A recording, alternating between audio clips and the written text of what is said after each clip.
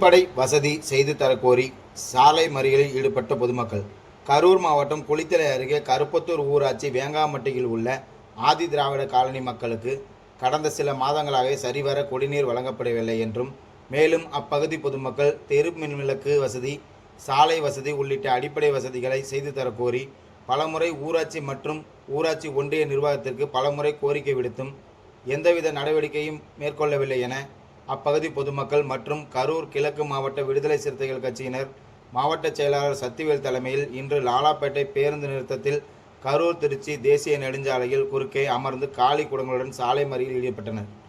மேலும் தகவல் அறிந்து வந்த கிருஷ்ணராயபுரம் வட்டாட்சியர் பிரபாகரன் போராட்டத்தில் ஈடுபட்டவர்களை அமைதி பேச்சுவார்த்தை நடத்தினர். அமைதி பேச்சுவார்த்தைக்கு உடன்படாததை அடுத்து காவல்துறையினர் போராட்டத்துக்கு ஈடுபட்ட 100க்கும் மேற்பட்ட பொதுமக்கள் மற்றும் விசிக கட்சியினரை கைது செய்து லாலாப்பேட்டையில் உள்ள தனியார் திருமண மண்டபத்தில் சிறை வைத்தனர். இதனால் அப்பகுதி சுமார் அரை மணி நேரத்திற்கு மேலாக போக்குவரத்து பாதிப்பு ஏற்பட்டது.